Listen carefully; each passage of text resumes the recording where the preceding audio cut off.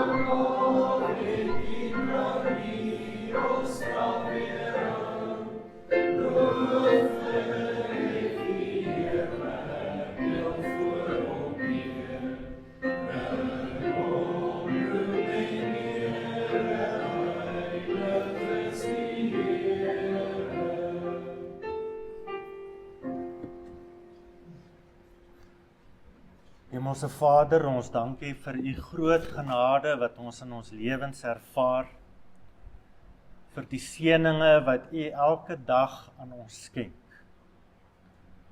Ons dankie dat u deur u voorsienige hand ons lewens regeer, in klein dinge en in groot dinge. Ons dankie vir die voorreg om deel te kan hê aan u verbond, om u kinders genoem te kan word en om erfgename te kan wees van die erfdeel wat Jesus Christus vir ons verwerf het. Ons dank u vir ons hoëpriester Jesus Christus, wat sit aan die regterhand en wat oor alle dinge regeer. En ons dank u daarvoor dat ons deel kan hê aan die oorwinning wat hy vir ons bewerk het.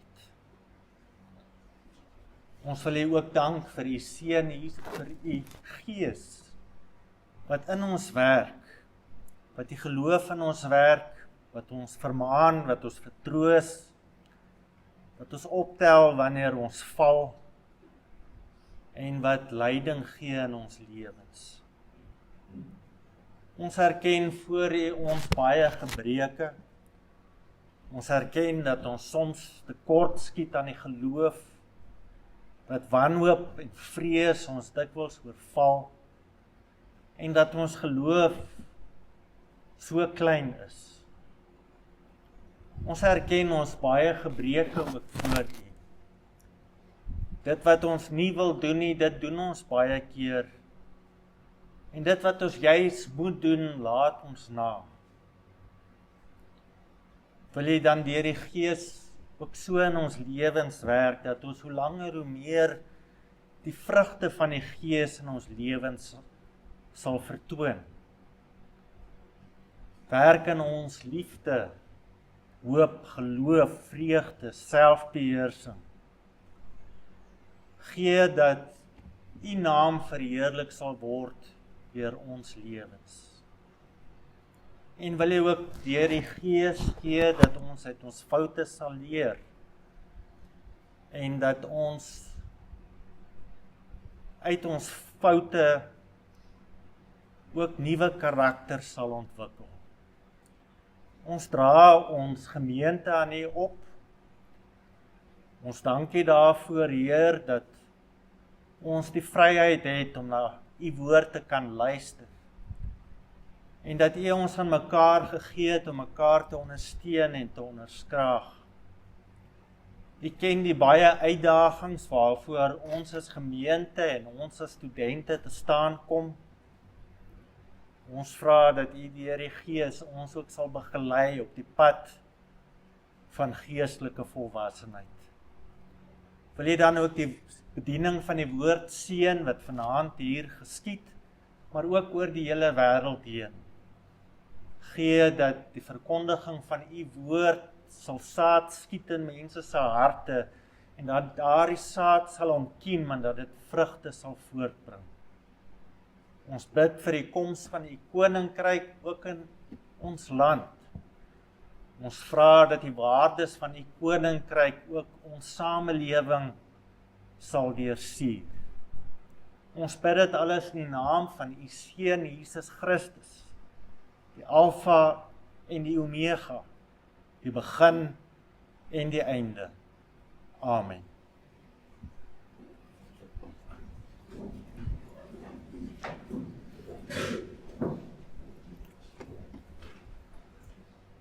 Ons skriflesing kom vanaand uit 'n paar gedeeltes. Ons kyk na Matteus 16 vers 13 tot 20, ook na Matteus 28 vers 16 tot 20 en dan laastens na Romeine 14 vers 17. Eers Matteus 16 vanaf vers 13. Toe Jesus in die streke van Caesarea Philippi kom, het hy vir sy disippels gevra, wie sê die mense is ek? Hulle antwoord toe, party sê Johannes die Doper, party Elia, party Jeremia of een van die profete. Maar julle het hy gevra, wie sê julle is ek? Simon Petrus het geantwoord, U is die Christus, die Seun van die lewende God. Gelukkig is jy Simon Bar-Jona, het Jesus vir hom gesê, want dit is nie 'n mens wat dit aan jou geopenbaar het nie, maar my Vader wat in die hemel is. En ek sê vir jou, jy is Petrus, en op hierdie rots sal ek my kerk bou, en die magte van die doderyk sal dit nie oorweldig nie. Ek sal in jou die sleutels van die koninkryk van die hemel gee, en wat jy op die aarde toesluit, sal in die hemel toegesluit bly, en wat jy op die aarde oopsluit, sal in die hemel oopgesluit bly. Toe het Jesus sy disippels beveel om vir niemand te sê dat hy die Christus is nie. Ons volgende skriflesing kom uit Matteus 28 vers 16 tot 20. In hierdie gedeelte vind ons dat Jesus die sending opdrag aan die disippels gee kort na sy opstanding en kort voor sy hemelvaart.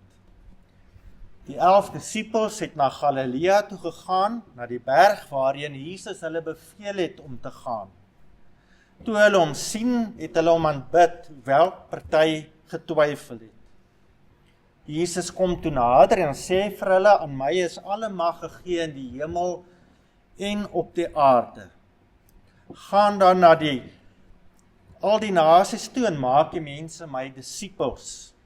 Doop hulle in die naam van die Vader en die Seun en die Heilige Gees en leer hulle om alles te onderhou wat ek julle beveel het.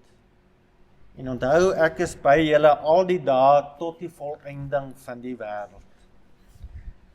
En dan laastens lees ons saam uit Romeine 14 vers 17 in hierdie gedeelte praat Paulus oor die koninkryk van God en die vernaamste beginsels of waardes van die koninkryk van God. Hy sê, die koninkryk van God is nie 'n saak van eet of drink nie, maar van gehoorsaamheid aan God, vrede en vreugde wat die Heilige Gees ons gee. Kom ons sing saam met die oog op die woordbediening uit Psalm 47 verse 1 en 4. Juig o volke, juig, handklap en betuig, voor die Heer heel vreug, wees in God verheug, sing hom lof en prys, op verhewe wys. Psalm 47 verse 1 en 4.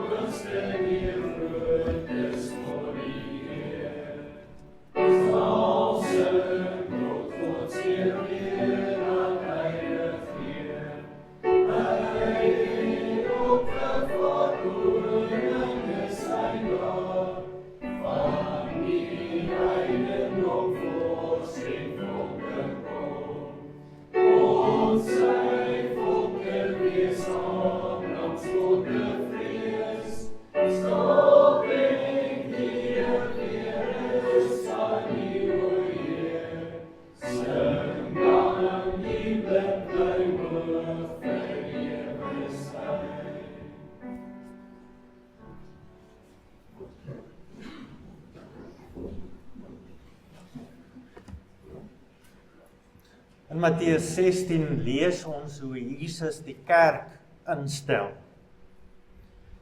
En nou val dit 'n mens op, die instelling van die kerk gaan nie met een of ander groot seremonie of met 'n wonderwerk gepaard nie. Daar is geen vuurwerkvertoning of kanonskote in die lug nie.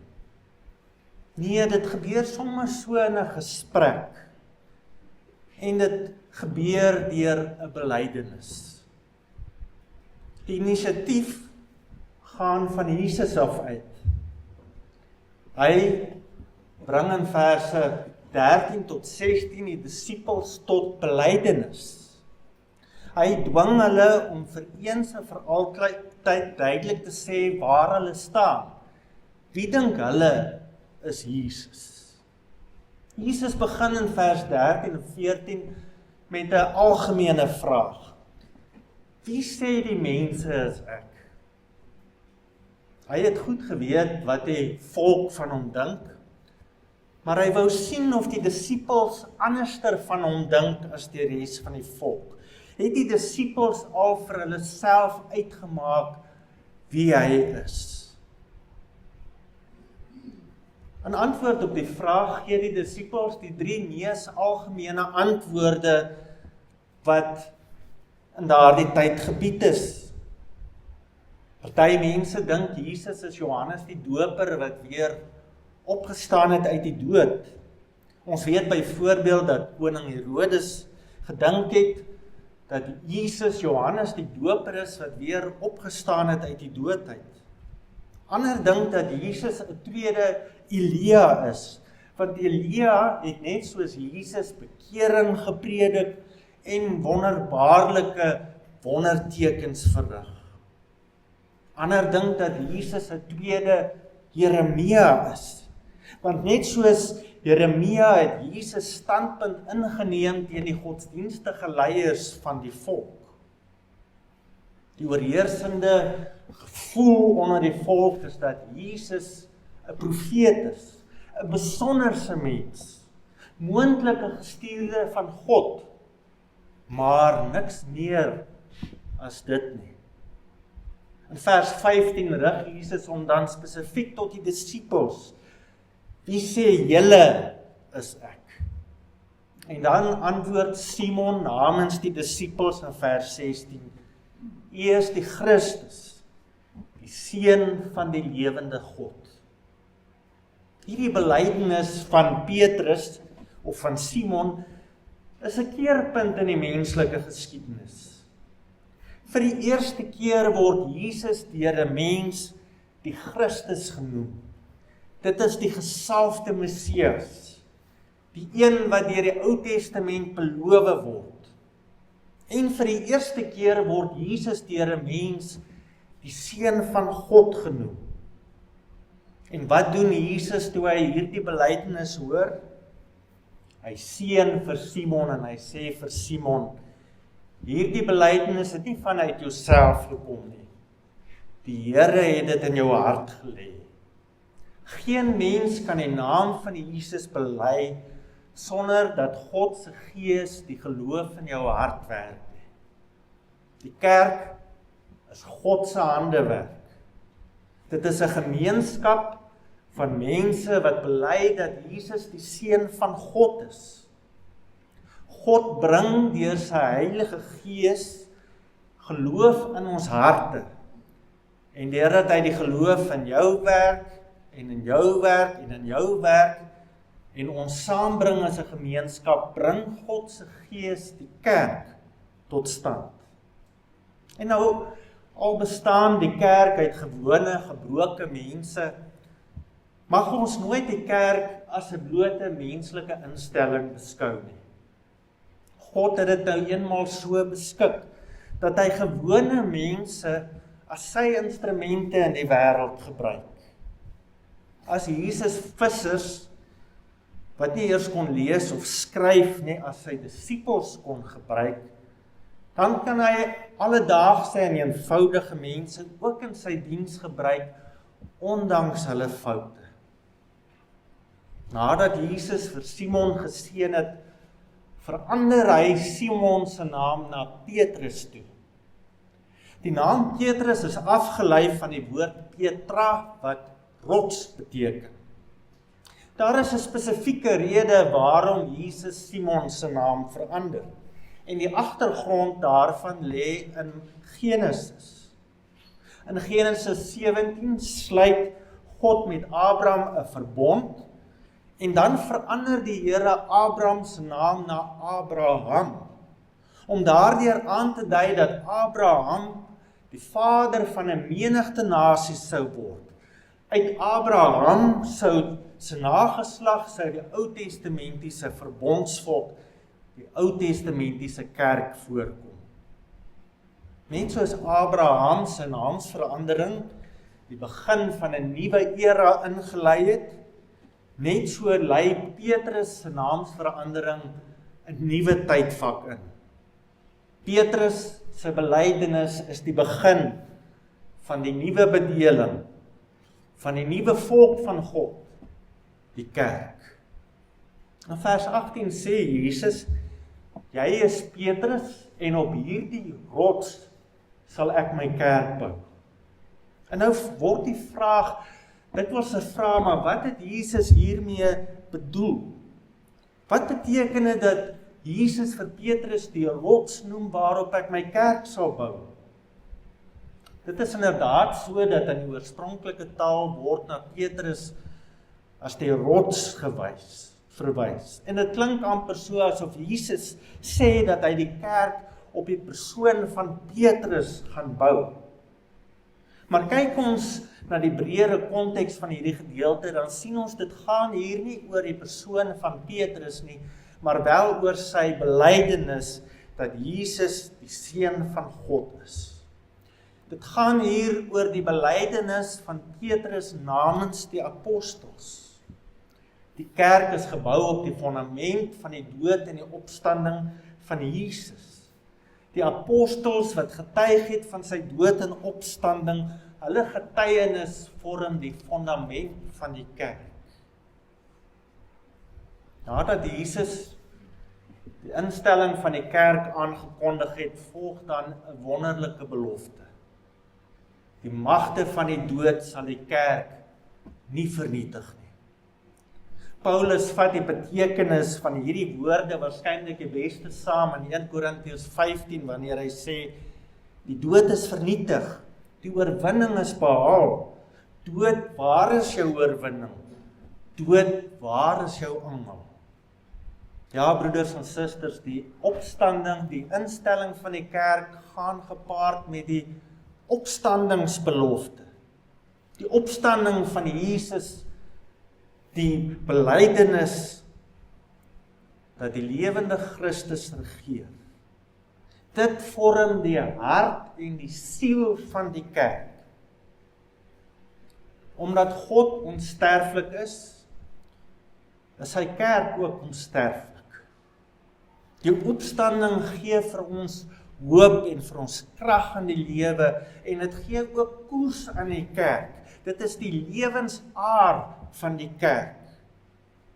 En hoe het ons nie deur die geskiedenis gesien hoe die Here se kerk ondanks vervolging en vele teenslae tog bly voortbestaan het nie. Politieke ryke het gekom en gegaan, maar die kerk van die Here bestaan nog steeds na 2000 jaar. Dit is nie blote toeval nie. Dit is die krag van God. Na die wonderlike belofte van die opstanding volg Jesus se opdrag aan die kerk in vers 19. Ek sal aan jou die sleutels van die koninkryk gee, en wat jy op aarde oopsluit, sal in die hemel oopgesluit bly.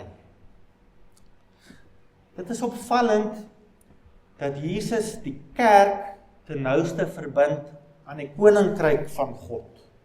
Nou die woord koninkryk kan ook doodgewoon vertaal word met koningskap. Die koninkryk van God is nie een of ander plek nie, dit is nie die hemel nie. Nee, dit dui op God se geestelike ryk, God se koningskap. Jesus se koms na die aarde, sy instelling van die kerk is die begin van hierdie koninkryk wat deurbreek na die aarde. Wanneer Jesus sy prediking begin, dan begin hy dit met die woorde, bekeer julle, want die koninkryk van God is naby.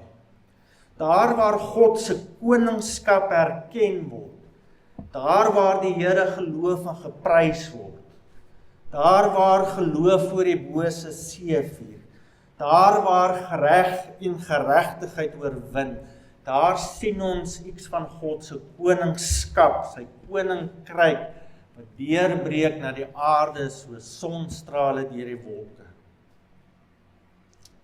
Wat is dan nou die verband tussen die kerk en die koninkryk van God? Die kerk is nie die koninkryk van God nie. Die koninkryk, die koningskap van God strek veel wyer as die kerk. Maar ons kan sê die kerk is die mees sigbare teken van God se koninkryk en van sy koninklike heerskappy. Die kerk is die kinders van God, wat God se koningsheerskappy bely en wat dit verkondig aan die wêreld. Die kerk word op 'n baie direkte wyse deur Christus regeer. En die Here gebruik sy kerk as 'n instrument om sy koningsheerskappy aan die wêreld te proklameer.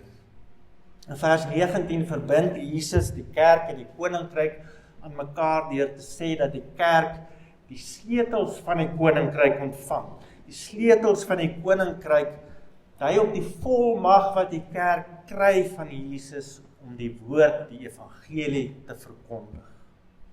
Deur die bediening van die woord moet die kerk God se heerskappy, sy vergifnis, sy liefde, sy eis tot geregtigheid aan die wêreld verkondig. En wanneer die kerk die woord van die Here verkondig aan mense, dan en mense kom tot bekering, dan word die koninkryk van die hemele vir hulle oopgesluit. Maar vir diegene wat die evangelie verwerp, wat nie die koningskap van God wil erken nie, word die koninkryk van die hemele toegesluit.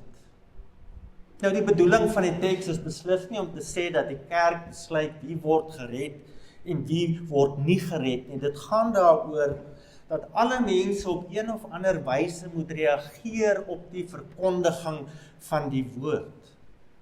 In die oorspronklike taal staan daar eintlik wat die kerk op aarde oopsluit, sal in die hemel reeds oopgesluit gewees het.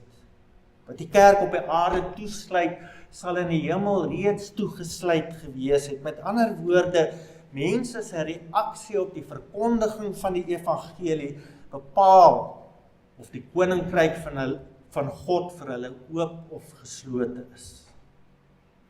Uit ons teksgedeelte blyk dit dus duidelik dat die kerk sy rigpunt, sy bestemming in die koninkryk van God vind. Die kerk is nie 'n doel op sigself nie. Dit mag nooit selfgerig en net na binne gerig leef nie. Nee, die kerk van die Here moet besig wees met die wêreld. Ons moet die beginsels van God se koninkryk aan die wêreld verkondig. Ons lees meer oor die verband tussen die kerk en die koninkryk van God in Matteus 28. Na sy opstanding en kort voor sy hemelvaart, dan sê Jesus, aan my behoort alle mag in hemel en op aarde. En dan kom die opdrag tot ons, gaan maak disippels van al die nasies. Doop hulle in die naam van die Vader, die Seun en die Heilige Gees. Met ander woorde, Christus sê vir hulle, deur my dood en opstanding het ek nou die bose oorwin. Ek gaan sit aan die regterhand van God om oor alle dinge te regeer. Alle mag is aan my gegee.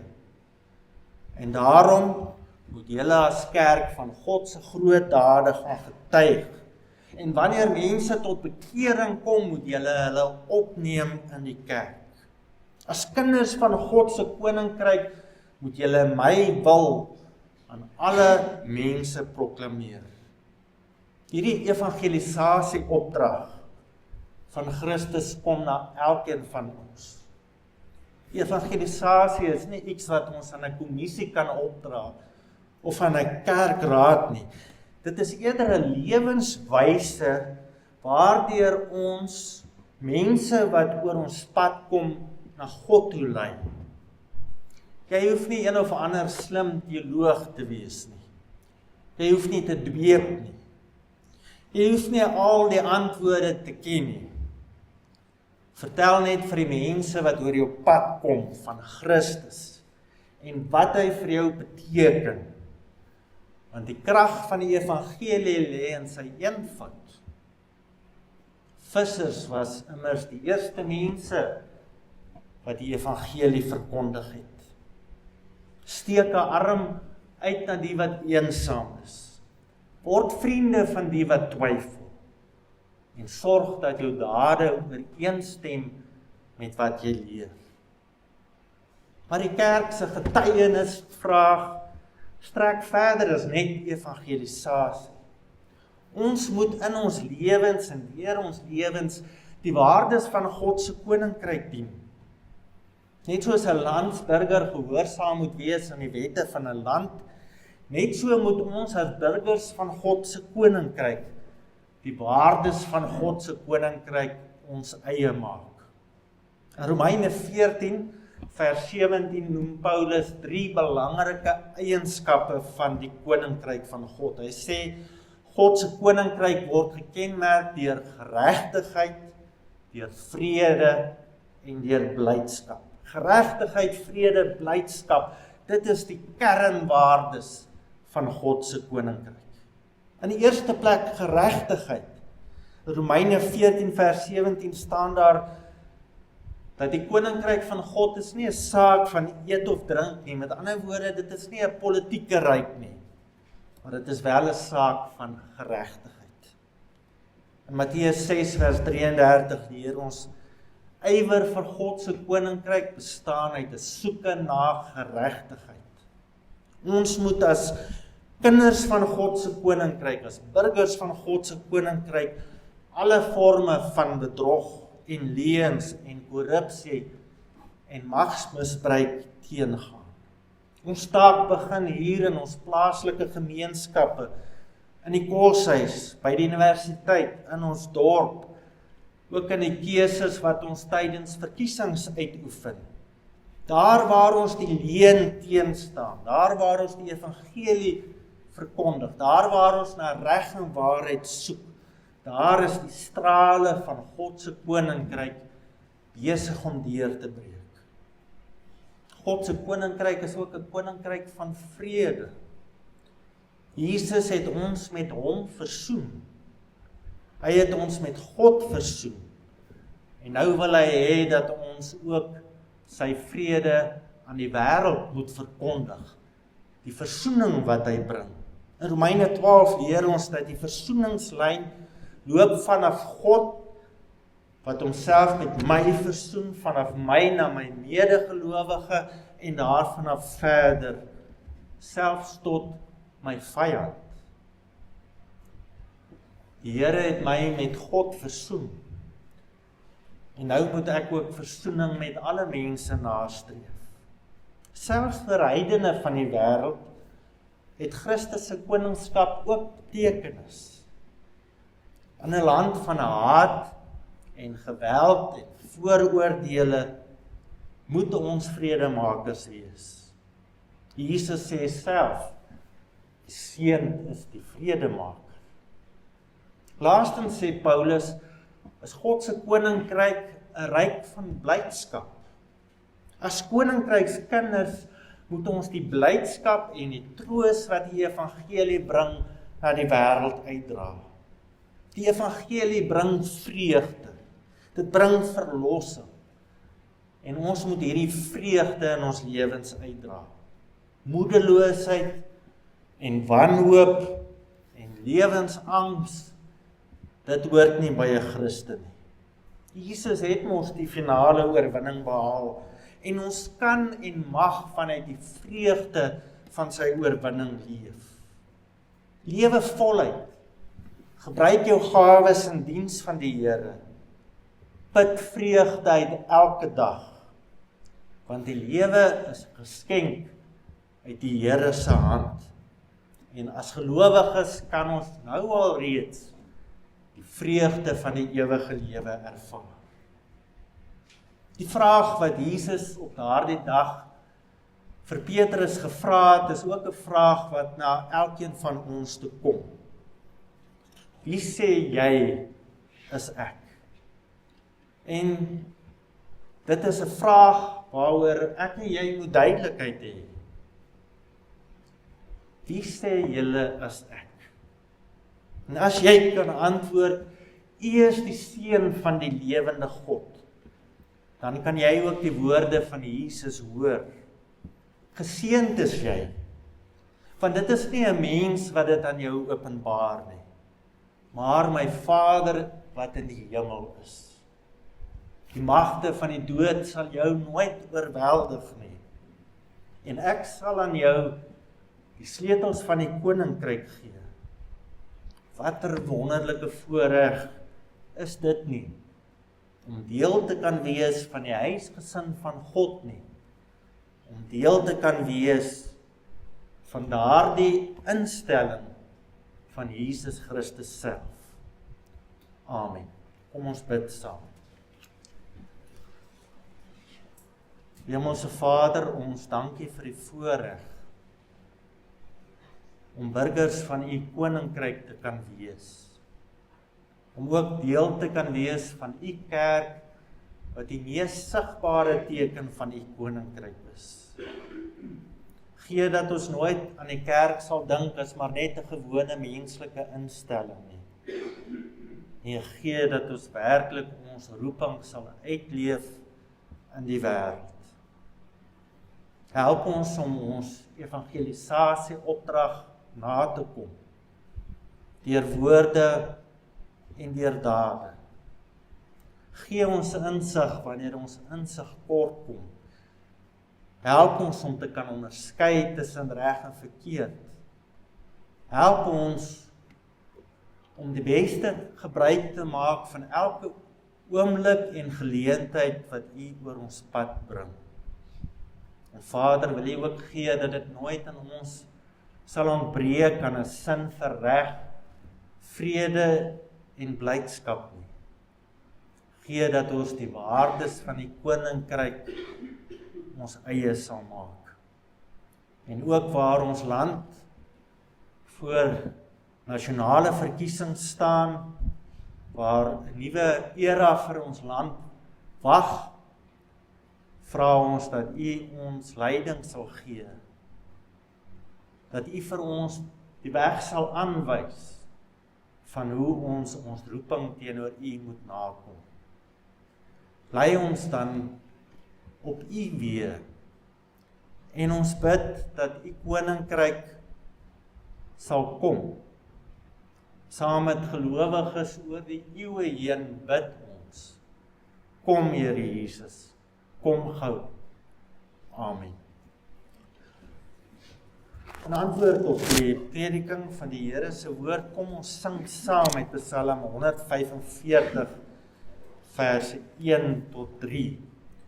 Ek wil U lof getrou verkondig, Heer, dit uitdra immer meer.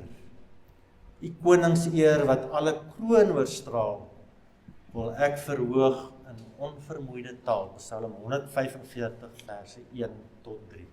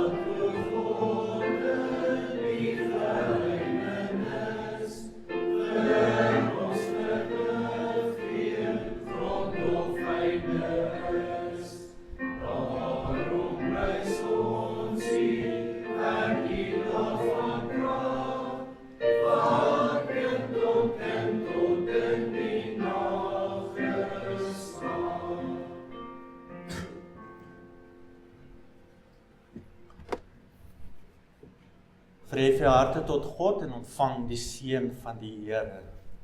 Die Here seën u en behoed u.